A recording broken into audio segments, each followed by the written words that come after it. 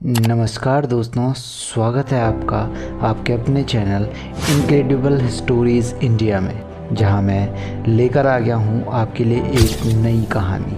तो चलिए शुरू करते हैं। हिंदू महाकाव्यों के अनुसार सबसे शक्तिशाली अस्त्र कौन कौन से हैं? जैसे धनुष बाण, तलवार, कटार, भाले, गदा, ढाल के अतिरिक्त दैविक अस्त्र जैसे इंद्र का अस्त्र वज्र, त्रिशूल, सुदर्शन चक्र, पिनाक आदि हैं। अनेक अस्त्र ईश्वरों द्वारा देवताओं, राक्षसों या मनुष्यों को वरदान स्वरूप दिए जाते थे, जैसे ब्रह्मास्त्र, आग्नेयास्त्र।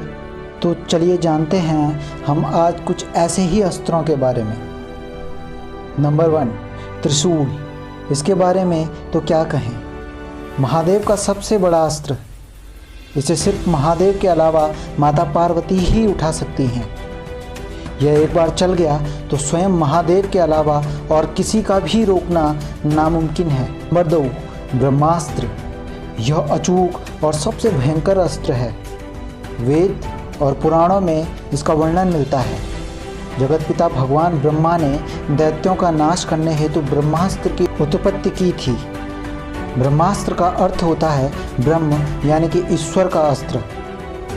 रामायण काल में जहाँ यह विभीषण और लक्ष्मण के पास था, वहीं महाभारत में यह गुरु द्रोण, अश्वत्थामा, कृष्ण, कल्वाश्रव, युधिष्ठिर, कर्ण, प्रद्युम्न और अर्जुन के पास था। नंबर 3, वैष्णवास्त्र।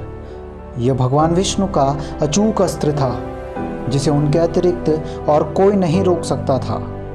रामायण में महर्षि विश्वामित्र के पास यह अस्त्र था, जो उन्होंने श्री राम को प्रदान किया। महाभारत में यह अस्त्र श्री कृष्ण और भगदत्त के पास था। नंबर 4, नारायणास्त्र। ये भगवान नारायण का अत्यंत विनाशकारी अस्त्र है। इसका कोई प्रतिकार नहीं है और इसे केवल भगवान विष्णु ही रोक सकते हैं। इस अस्त्र का प्रयोग करने से इंद्रास्त्र, वरुणास्त्र, आग्नेयास्त्र इत्यादि अनेकानेक दिव्यास्त्र इससे निकलकर शत्रुओं का नाश कर देते थे। रामायण में यह अस्त्र श्री राम और मेघनाथ के पास था। महाभारत में यह अस्त्र श्री कृष्ण एवं अश्वत्थामा के पास था। नंबर 5, सुदर्शन चक्र। ये श्री हरि का अस्त्र है, जो उन्हें महादेव से प्राप्त हुआ था। इसकी उत्पत्ति स्वयं भगवान शंकर के तीसरे नेत्र से हुई थी। कई जगह यह वर्णन है कि इसे विश्वकर्मा ने निर्मित किया था। इस चक्र को नारायण के अतिरिक्त केवल उनके अवतार ही धारण कर सकते थे। नंबर 6, वज्र। ये देवराज इंद्र का सर्वाधिक शक्तिशाली अस्त्र है।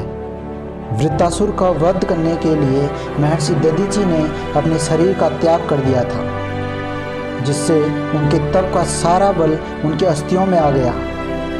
तब विश्वकर्मा ने महर्षि दधीचि की हड्डियों से इस महान दिव्यास्त्र की रचना की, जिससे वृत्तासुर का वध किया गया। नंबर 7, पाशुपतास्त्र। ये भगवान शंकर का महाभयंकर अस्त्र है, जिसका कोई प्रतिकार नहीं है। कोई भी शक्ति पाशुपतास्त्र का सामना नहीं कर सकती। भगवान शंकर ने केवल एक ही प्रहार से त्रिपुरासुर का संहार कर दिया था। रामायण में केवल मेघनाथ के पास यह अस्त्र था, जो उसे भगवान शंकर से प्राप्त हुआ था।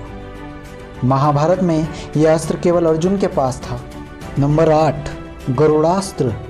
यह नागास्त्र का निवारण अस्त्र था, जिससे अनेक गरुड़ उत्पन्न होते थे और नागों को खा जाते थे।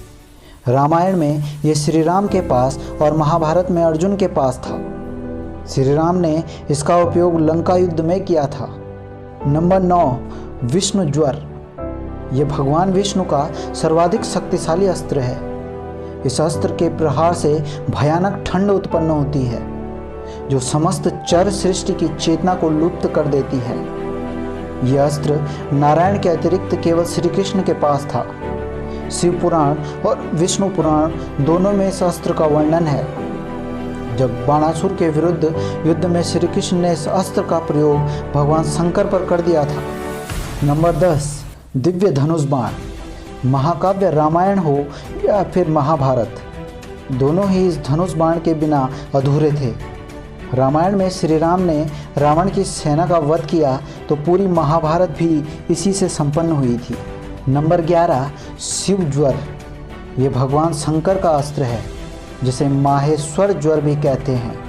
इसकी शक्ति महादेव के तीसरे नेत्र की ज्वाला के समान है, जिससे क्षण भर में समस्त सृष्टि को भस्मीभूत किया जा सकता था। श्री कृष्ण द्वारा विष्णु ज्वर के विरुद्ध इस अस्त्र का उपयोग किया गया था।